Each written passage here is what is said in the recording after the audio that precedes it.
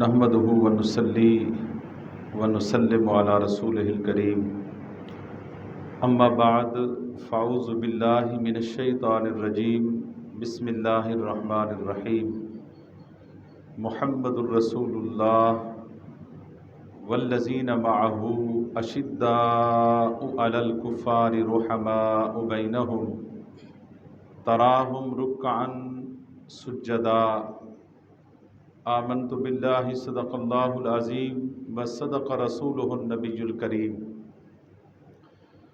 اللہ رب العزت کی ذات اقدس کا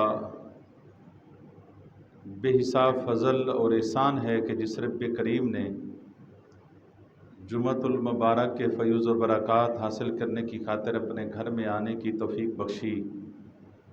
دعا ہے کہ اللہ رب العزت آج کے جمعۃ المبارک کو ہمارے لیے دنیا میں، قبر میں، آخرت میں نجات اور کامیابی کا سبب بنائے۔ سامعین محترم، ذی الحج شریف کا مہینہ 1444 ہجری کا آخری مہینہ، 1445 ہجری کی ابتدا ہونے والی ہے، اور ذی الحج شریف کے مہینے میں ایک بہت بڑی قربانی ہے جس کو ہم حضرت سیدنا اسماعیل علیہ السلام کی قربانی سے تعبیر کرتے ہیں، اور یہ مہینہ بڑی عظمت کا حامل ہے۔ اس کے فضائل اور مناقب اور مسائل گزشتہ جمعۃ المبارک اور پچھلے جمعوں پر عرض کیے گئے، کیونکہ پچھلا جمعۃ المبارک جو تھا 18 ذی الحج شریف کا جمعہ تھا، اس پر سیدنا عثمان غنی رضی اللہ تعالیٰ عنہ کے حوالے سے آپ کے مناقب بیان کیے گئے، اور یہ 18 ذی الحج شریف یہ ایک بڑی اہمیت کا حامل اس لیے بھی ہے کہ حضرت سیدنا مولا کائنات حضرت علی ابن ابی طالب کرم اللہ الوجہ الکریم کو اللہ تعالیٰ نے اس دن بہت بڑا اعزاز دیا زبان مصطفیٰ سے۔ حضور حج ادا فرما کے حضور واپس مدینہ طیبہ جا رہے تھے، مکہ المکرمہ کے ساتھ ایک جگہ ہے جس کو مقام غدیر کہتے ہیں۔ مقام غدیر میں حضور نے کھڑے ہو کر حضرت سیدنا مولا کائنات علی رضی اللہ تعالی عنہ کرم اللہ الوجہ الکریم کو حضور نے ایک اعزاز عطا فرمایا، ایک خصوصی لقب عطا فرمایا، اور یہ جو خصوصیت تھی حضرت مولا کائنات کی، یہ حضرت مولا کائنات کے ساتھ خاص ہے۔ چند جو خصوصیات ایسے صحابہ کرام کو دی گئیں وہ دوسرے میں نہیں ہیں، اور اس وجہ سے کچھ لوگوں نے یہ کہا کہ شاید فلاں خصوصیت جو حضرت علی کی ہے یا فلاں صحابی کا خصوصیت ہے اس لیے سب سے افضل ہو گئے۔ ایک قاعدہ ہے، ایک ضابطہ ہے کہ کچھ خصوصیات ایسی ہیں جو چند صحابہ کرام کے اندر موجود ہیں، اللہ تعالیٰ نے انہیں عطا فرمائی ہیں، وہ ایک جزوی خاصیت کہتے ہیں، جزوی خاصیت ہے۔ ایک ہوتا ہے جزوی فضیلت، وہ صحابہ کو مل سکتی ہے، وہ صحابہ کو، جس طرح ایک غسیل الملائکہ ہیں، صحابی ہیں حضرت حنظلہ غالباً ان کا نام ہے، غسیل الملائکہ یعنی جن کو غسل ملائکہ نے دیا۔ اب کسی صحابی کو ملائکہ نے غسل نہیں دیا مرنے کے بعد، شہادت کے بعد، حضرت حنظلہ کو دیا، کیونکہ وہ جب جنگ میں آئے تھے تو وہ پہلی رات تھی، ان کی سہاگ رات تھی، پہلی رات تھی شادی کی، غسل واجب ہو چکا تھا۔ آقا علیہ الصلوۃ والسلام نے حکم دیا کہ جہاد کی ضرورت ہے، بدر کی جہاد کی ضرورت ہے، بلاؤ سب کو۔ ان کے کان میں جب آقا علیہ الصلوۃ والسلام کا پیغام پہنچا تو اس وقت ان پر غسل واجب تھا، حضرت حنظلہ نے سوچا کہ اگر میں غسل کرتا ہوں تو کہیں مصطفیٰ کی بارگاہ میں حاضری لگوانے میں دیر نہ ہو جائے. جس حالت میں تھے اسی حالت میں حضور کی بارگاہ میں آ کے صف میں کھڑے ہو گئے, نام لکھوا دیا. یہ ہے ایمان. آج ہمارے ایمان کی کیفیت خود اندازہ کر سکتے ہیں. اپنا جائزہ لیں کہ ہمارا ایمان کس سٹیج پہ ہے, کس لیول پہ ہے, ہمارے ایمان کی کیفیت کیا ہے. بخوبی واقف ہیں ہم اپنے ایمان کی کیفیت سے. تو موقع نہ ملا, راستے میں پانی بھی نہیں تھے, پانی کی بھی کمی تھی, تو جنگ بدر میں گئے, لڑتے لڑتے شہید ہو گئے.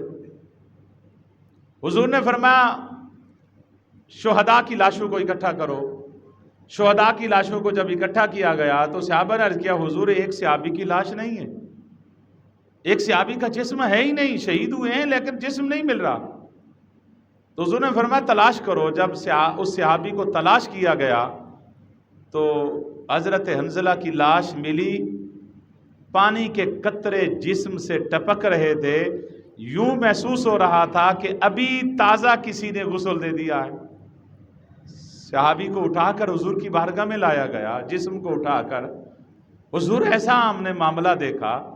حضور نے فرمایا اس کی بیوی کو بلاؤ. اس کی بیگم کو بلایا گیا. حضور نے فرمایا کس حال سے, یہ کس حال میں گھر سے نکلا تھا. اس نے سارا واقعہ عرض کر دی. حضور غسل کی ضرورت تھی اور اس نے کہا کہ اگر غسل کرتا ہوں تو دربار مصطفیٰ میں دھدکارا نہ جاؤں. حضور نے فرمایا صحابہ اس کو اللہ نے حوض کوثر سے فرشتوں سے غسل دلوایا. ان کا لقب بن گیا غسیل الملائکہ کہ اس کو فرشتوں نے غسل دیا ہے. تو یعنی میں عرض یہ کر رہا تھا کہ کبھی کوئی جزوی خاصیت کسی صحابی کو مل جائے تو وہ اس کا خاصہ ہوتی ہے. یہ نہیں ہے کہ وہ خاصیت جو جزوی ہوتی ہے, جزوی خاصیت ہوتی ہے, وہ جلیل القدر یا بڑے رتبے والے سے اسے فوقیت دے دیتی ہے. ایسا نہیں ہے. سارے صحابہ شان والے ہیں. ہمارا ایمان ہے جس نے اپنی نگاہ کے ساتھ حالت ایمان میں حضور کا دیدار کیا وہ حضور کا صحابی ہے. اور اس کے ساتھ کوئی غوث نہیں مل سکتا, کوئی ابدال نہیں مل سکتا, کوئی ولی نہیں مل سکتا. حضور کا صحابی ہے. اور پھر اس میں اللہ تعالیٰ نے درجے رکھے ہیں. صحابہ کے بھی درجے ہیں. جس طرح قرآن کہتے ہیں نا تلک الرسل فضلنا بعضهم علی بعض, کہ بعض رسولوں کو اللہ نے بعض پر فضیلت عطا فرمائی ہے. نفس رسالت میں سب انبیاء برابر ہیں. نفس رسالت میں جس طرح آدم علیہ السلام کو اللہ نے نبی بنایا, نفس نبوت میں آدم کی بھی نبوت بھی وہی ہے اور حضرت ابراہیم علیہ السلام کی نبوت بھی وہی ہے. حضرت موسیٰ کلیم کی نبوت بھی وہی ہے. جناب حضرت محمد مصطفیٰ صلی اللہ علیہ وسلم کی نبوت بھی وہی ہے. یہ نہیں ہے کہ وہ اس کو نبوت پوری ملی, اس کو تھوڑی ملی, اس کو ادھوری ملی, اس کو کم ملی, اس کو زیادہ ملی. نبوت سب کی پوری ہے, برابر ہے. درجات میں فرق ہے, فضیلتوں میں فرق ہے. تلک الرسل فضلنا بعضهم علی بعض. دو آیاتیں ہیں نا, لا نفرق بین احد من الرسل, کہ ہم رسولوں میں فرق نہیں کرتے. اس سے کیا مراد ہے؟ یعنی کسی کو رسالت کم یا زیادہ یہ تصور نہیں ہونا چاہیے. رسالت سب کی برابر ہے, لیکن تلک الرسل فضلنا بعضهم علی بعض. فضائل میں فرق ہے, درجات میں فرق ہے. منہم من کلم, قرآن خود کہہ رہا ہے, ان کے درجات کو خود بیان کر رہا ہے. تلک الرسل فضلنا بعضهم علی بعض منہم من کلم اللہ ورفع بعضهم درجات. فرمایا کچھ رسول ایسے ہیں جن سے کلام کیا, اور کلام فرما کے اس کا ذکر کر کے اللہ نے یہ بھی فضیلت فرما دی, بیان کر دی. فرمایا ہمارے ساتھ کلام کرنا, ڈائریکٹ کلام کرنا, یہ بھی ایک فضیلت کی شان ہے, فضیلت کا ایک طریقہ ہے. تو جس کے ساتھ کلام ہو جائے اس کو تو قرآن کرے, یہ بڑی فضیلت ہے. اور ما زاغ البصر وما طغی, جس محبوب کو سامنے بٹھا کر پردے ہٹا کر اپنا دیدار عطا فرمائے، خود اندازہ کریں اس فضیلت کا عالم کیا ہوگا۔ یعنی جزوی فضیلتیں جو ملتی ہیں نا، جزوی خاصیتیں صحابہ کے پاس ہیں، اور وہ ایسی خاصیت ہیں جو بڑے جلیل القدر صحابہ میں بھی نہیں پائی جا رہی۔ اب دیکھیں نا حضرت عبداللہ بن مسعود، یہ بہت جلیل القدر اور اولین صحابہ میں سے ہیں، بلکہ چھٹے مسلمان ہیں۔ میں نے پچھلے جمعہ مبارک پر عرض کیا نا، چوتھے مسلمان کا نام حضرت عثمان غنی ہے۔ 3 مسلمان ہوئے، چوتھے مسلمان حضرت عثمان غنی ہوئے۔ اسی طرح پھر حضرت چھٹے مسلمان کا نام حضرت سیدنا عبداللہ بن مسعود ہیں۔ اور حضرت عمر کا درجہ جو آتا ہے نا، فیگر میں نمبر جو آتا ہے نا، اسلام کے حوالے سے، اسلام قبول کرنے کے حوالے سے، وہ 40واں نمبر ہے۔ جب حضرت عمر نے اسلام قبول فرمایا تو کون سا عدد پورا ہوا؟ بولیں، 40 کا عدد پورا ہوا۔ اور یہاں کئی اشارے مل گئے، 40واں عمر ہے، 40واں عمر ہے۔ 40واں جب ہوا تو 40واں، لوگ کہتے ہیں نا جی 40واں کہاں لکھا ہے؟ بھئی 40واں یہاں لکھا ہے۔ 40واں ہم سمجھتے ہیں 40ویں کی اہمیت کیا ہے؟ چھپ چھپ کے لوگ عبادت کرتے ہیں، چھپ چھپ کے لوگ تبلیغ کرتے ہیں۔ جب 40واں ہو گیا، اچھا 40واں ہوا کیسے؟ 40واں ہونے نہیں دے رہے تھے کافر کہتے سے جو کچھ ہو جائے ہم 40واں نہیں ہونے دیں گے۔ 40 کا عدد پورا 40واں نہیں ہونے دیں گے۔ لیکن اللہ کا ارادہ کچھ اور تھا۔ اللہ نے فرمایا نہیں 40واں ہوگا۔ کیسے ہوگا؟ فرمایا 40واں عمر سے ہوگا۔ اور جب 40واں ہو گیا، حضرت عمر نے عرض کیا کہ آقا اب 40واں کیونکہ ہو گیا ہے تو لہٰذا اب کوئی چھپ کے عبادت بھی نہیں کرے گا، کوئی چھپ کے تبلیغ بھی نہیں کرے گا۔ 40واں ہونے کے بعد عبادت بھی علل اعلان ہونے لگ گئی اور تبلیغ بھی علل اعلان ہونے لگ گئی۔ اب عرض کرنے کا مقصد یہ تھا کہ جو میں موضوع ہے اس کو لے کر جانا چاہتا ہوں کہ حضرت عمر فاروق کا نمبر جو ہے کلمہ پڑھنے کے لحاظ سے وہ 40واں ہے، لیکن جب کلی فضیلت کی بات آتی ہے تو دوسرے نمبر پہ آتے ہیں۔ حضرت عمر کا نمبر کون سا ہے؟ دوسرا نمبر ہے۔ حضرت عمر کا نمبر دوسرا ہے۔ پہلا نمبر خلیفہ بلا فاصل حضرت سیدنا ابو بکر صدیق، اور دوسرا نمبر حضرت سیدنا فاروق اعظم رضی اللہ۔ اچھا یہاں ایک بڑے مزے کی بات ہے، ایک آپ کو نا عددی بات بتاتا ہوں، تو آپ حروف تہجی کو دیکھیں، حروف تہجی کو دیکھ لیں تو حروف تہجی میں بھی یہی ہے۔ اگر آپ آقا علیہ السلام کے اس فرمان کو دیکھیں نا، حضور نے فرمایا خیل القرون کرنی، سب سے بہتر زمانہ کرنی میرا زمانہ ہے۔ حضور کا زمانہ سب سے بہتر زمانہ تھا، ہر لحاظ سے بہتر تھا، ہر لحاظ سے بہتر تھا۔ معاشی حالات نہیں تھے، مادی ترقی نہیں تھی، لیکن اس کے باوجود بھی اس زمانے کو کیا کہا گیا؟ فرمایا بہتر زمانہ تھا۔ پیٹ پہ پتھر باندھ رہے ہیں، سمجھ نہیں آ رہی کہ یہ بہتر کیسے بن گیا۔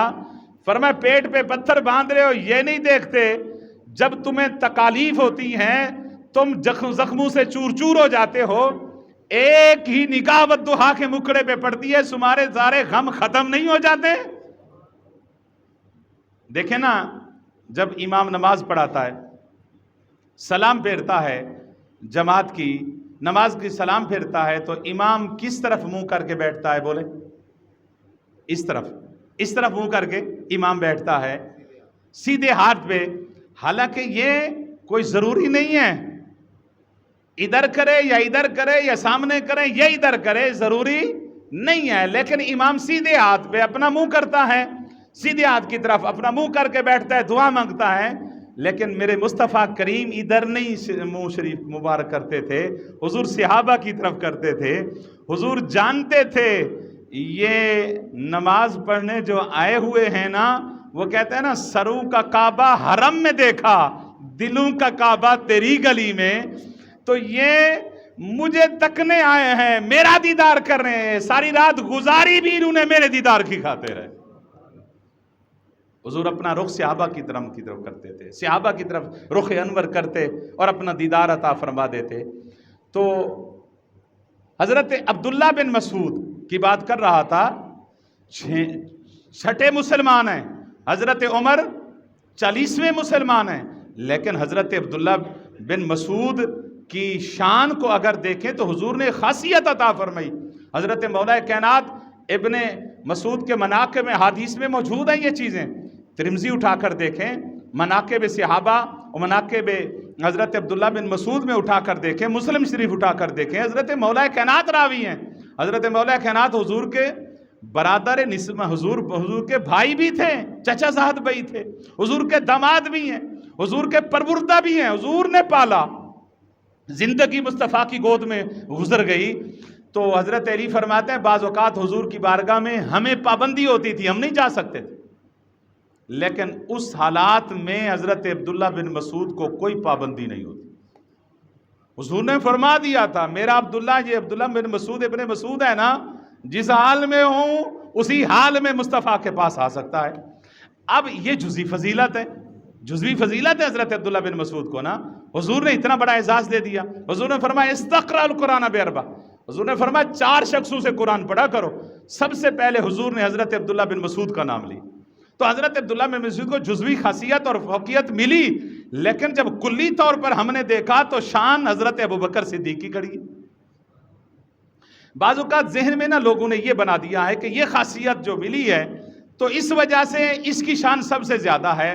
مثلا آقا علیہ الصلوۃ والسلام نے فرمایا من کنت مولا ہو فعلی مولا، یا من کنت مولا فہذا علی مولا، مختلف روایات میں الفاظ آتے ہیں۔ تو حضرت علی کی یہ شان ہے، بھائی یہ شان ہم بھی مانتے ہیں کہ مولا کا لقب ملنا ہر ایک کا خاصہ نہیں ہے، یہ مولا کائنات کا خاصہ ہے، یہ مولا کائنات کا خاصہ ہے، یہ کسی کو نہیں ملا، یہ سیدنا مولا کائنات کا خاصہ ہے، جس کا میں مولا اس کا علی مولا۔ لیکن جب کلی فضیلت کی بات آتی ہے تو پہلا نمبر صدیق اکبر کا ہے، پہلا نمبر صدیق اکبر کا ہے۔ آقا علیہ الصلوۃ والسلام نے فرما دیا کہ جتنا اللہ نے مجھے یہاں دنیا میں بھیجا ہر ایک نے میری مخالفت کی، اگر کوئی بغیر مخالفت کے میرا کلمہ پڑھنے والا ہے تو وہ ابوبکر صدیق رضی اللہ تعالیٰ۔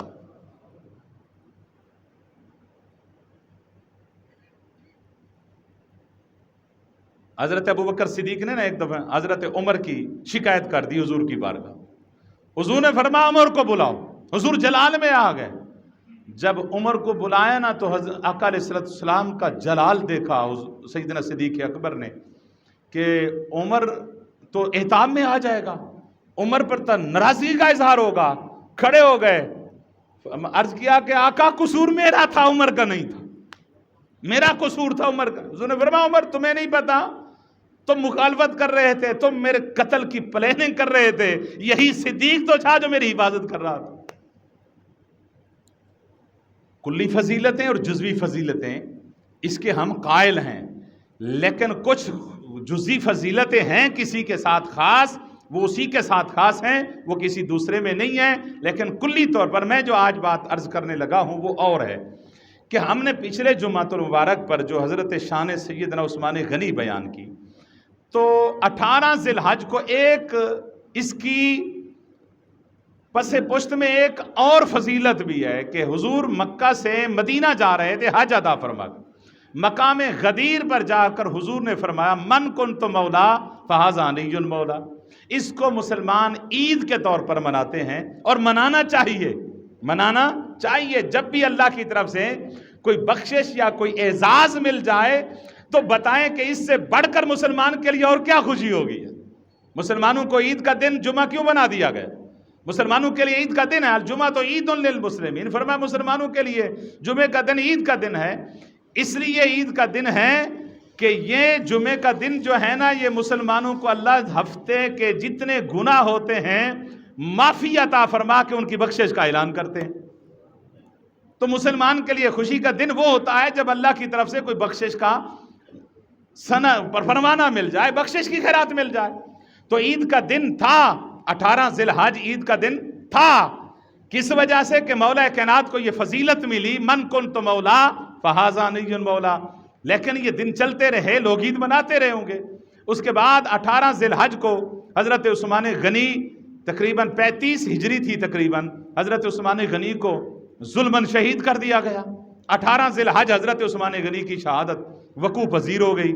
اور وہ کیسے شہید ہیں جو مظلوم ہیں اور بادشاہ ہو کے، یار 35 لاکھ مربع میل کی فوج کڑی ہے ہاتھ باندھ کر، حضور یہ جو 500-700 بار کھڑے ہیں ہم ان کو ایک ہی لمحے میں ختم کر دیں گے، آپ اجازت دے دیں۔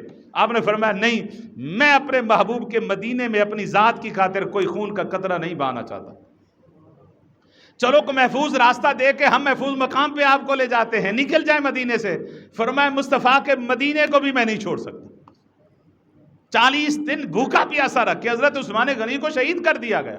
جب وہ شہادت کا دن وقوع پذیر ہوا، حضرت سیدنا عثمان غنی کی شہادت ہوئی، تو پھر اس جو وہ خوشی کا دن تھا تو اہل ایمان نے اس خوشی کے دن کو حضرت عثمان غنی کی شہادت پر قربان کر دیا۔ حضرت عثمان غنی کی شہادت پر اپنی خوشی کا دن قربان کر دیا کہ بھئی یہ حضرت عثمان غنی کی شہادت کے دن ہے، لہٰذا اس کو حضرت شہادت عثمان غنی کے طور پر منایا جاتا ہے۔ اب اگلا دن آ رہا ہے 10 محرم کا۔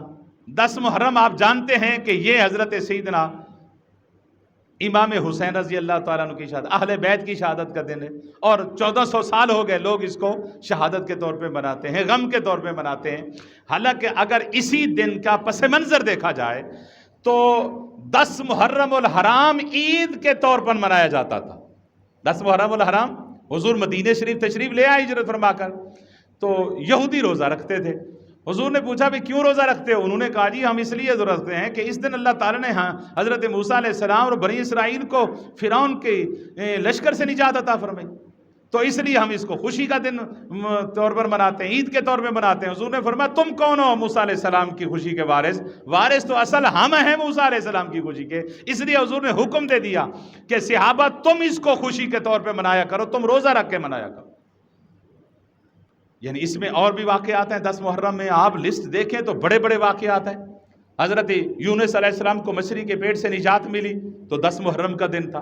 حضرت عیسیٰ علیہ السلام کو ان یہودیوں سے اللہ نے بچا کے آسمان پر اٹھایا، نجات دیا، بررفعہ اللہ، اٹھا لیا، تو یہ بھی 10 محرم کا دن تھا۔ یعنی اللہ کے نبیوں کو نجات ملی، اللہ نے لشکروں سے نجات عطا فرمائی، دشمنوں سے، تو یہ خوشی کے طور پہ منایا جاتا ہے۔ حضور نے خود منانے کا حکم دیا تو وہ مناتے آئے لوگ، لیکن 61 ہجری کی ابتدا میں 10 محرم کو حضرت امام حسین کی شہادت ہو گئی، اہل بیت کی شہادت ہو گئی۔ اب دیکھیں مسلمانوں نے اپنی ساری خوشیاں سیدنا امام حسین کے خون پر قربان کر دی، اہل بیت پر قربان کر دی۔ پھر اب دیکھ لیں زندگی ہو گئی، لوگ امام حسین کا غم مناتے ہیں، خوشی کوئی مناتا ہے؟ یار کیوں نہ منائیں، جس کا مصطفیٰ نے غم منایا ہے، حضور نے غم منایا ہے، شہادت کے بعد نہیں، شہادت سے پہلے بھی مستند احادیث میں موجود ہیں۔ صحابہ فرماتے ہیں ہم دیکھ رہے تھے دونوں صاحبزادے کھیل رہے ہیں اور آقا علیہ السلام مسکرا رہے ہیں، اچانک حضور کا چشمان مبارک سے آنسو نکل گئے، حضور رو رہے تھے۔ صحابہ نے پوچھا حضور رونے کا سبب کیا؟ حضور نے فرمایا جبریل نے آ کر خبر دی ہے کہ میرے ان نواسوں کو شہید کر دیا جائے گا، اس لیے میں شہادت کا سن کر رو پڑا ہوں۔ تو معلوم ہوا امام علی مقام کی شہادت کا ذکر کر کے یا سن کر رونا یہ میرے مصطفیٰ کی سنت بھی ہے، یہ حضور کی 14 صدیاں ہو گئیں، 14 سال کی بات نہیں ہے یار، 1400 سال ہو گئے لوگ اس کو غم کے طور پر مناتے ہیں۔ اور اس دن کو شادی کرنا حرام فعل نہیں ہے، یاد رکھیں میری بات، شادی کرنا کوئی حرام فعل نہیں ہے، جائز ہے، کوئی حرام کا فتویٰ نہیں دے گا، لیکن کیوں نہیں کرتے شادی؟ یار یہ تو بہت بڑا دن ہے نا اسلام میں کہ نماز مصطفیٰ کو شہید کیا گیا، لوگ اپنے باپ کی وفات کے دن اپنے بیٹے کی شادی نہیں کرتے، اپنے باپ کے وفات کے دن کو شادی کرے گا؟ نہیں کرے گا، حالانکہ چاہیے تو یار شادی کر لے کہ چلو بھی باپ کا ختم بھی ہو جائے گا، ساتھ بیٹے کی شادی بھی ہو جائے گی، لیکن خوشی نہیں مناتے۔ حرام نہیں ہے فعل، لیکن ایک درد ہے نا، ایک محبت ہے والد کی۔ میرے والد صاحب کو 2002 میں فوت ہوئے، لیکن یاد رکھیں میری بات، والد کی محبت اور شفقت ایسی ہے. آپ ماشاءاللہ بزرگ بھی بیٹھے ہیں، جوان بھی بیٹھے ہیں. جب بندہ بڑا ہوتا ہے نا، محبتیں اولاد جوان ہوتی ہے، تقسیم ہو جاتی ہے، بچوں کے بچے ہو جاتے ہیں. لیکن یاد رکھیں میری بات، بندہ جس عمر میں بھی چلا جائے، چاہے وہ سفید داڑھی کیوں نہ ہو جائے، وہ والد کی شفقت اور محبت کے لیے ویسے تڑپتا ہے جیسے ایک چھوٹا بچہ اپنے والد کی شفقت کے لیے تڑپتا ہے. آج بھی اتنا عرصہ ہو گیا، 20 سال ہو گئے میرے والد گرامی کی وفات کو، لیکن جب بھی وہ شفقتیں یاد آتی ہیں تو نیند نہیں آتی رات. والد کی شفقت ہی ایسی ہے. والد کی وفات کے دن کوئی شادی نہیں کرتا. یار وہ غم کیسا غم ہوگا. میں سمجھتا ہوں، اللہ کی عزت کی قسم کھا کے کہہ رہا ہوں، یہ میرا اپنا عقیدہ ہے، نظریہ ہے، زبردستی کسی کو نہیں دینا چاہتا. پسند ہے سمجھ آ جائے تو لے لینا، نہیں تو کوئی دو کان دیے ہی اللہ اس نے. کوئی بات سمجھ نہ آئے بحث نہیں کرنی ہے، ایک کان سے سن کے دوسرے کان سے نکال دینا ہے. تو میں تو سمجھتا ہوں جس دل میں غم حسین نہیں ہے اس دل میں ایمان آ ہی نہیں سکتا.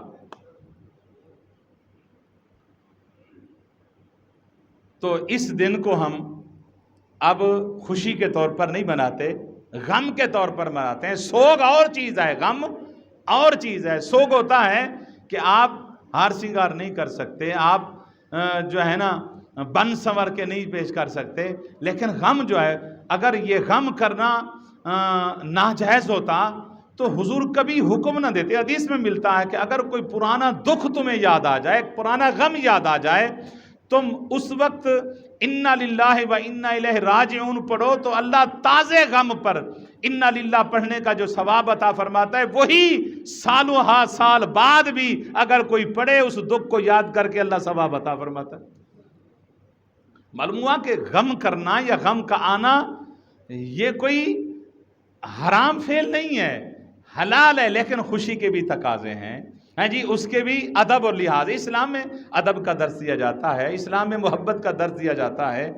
تو پوری زندگی صحابہ نے پھر حضور کی آل کی محبت بھی رکھی، اور صحابہ کے دل کے اندر آل کی محبت تھی، اور آل بیت کے دل کے اندر صحابہ کی محبت بھی تھی. اور حضور کی آل کا ذکر انشاءاللہ اگلے جمعۃ المبارک پر ہم نے جو موضوع رکھنا ہے وہ ہے اہل بیت اور صحابہ کرام کے درمیان آپس میں محبت اور ربط اور تعلق کتنا تھا. انشاءاللہ اگلے جمعۃ المبارک پر اس پر گفتگو ہوگی. اللہ رب العزت ہمیں صحابہ اور اہل بیت کی شان کو سننے، سمجھنے اور محبت کرنے کی توفیق عطا فرمائے. وآخر دعوانا ان الحمد للہ رب العالمین.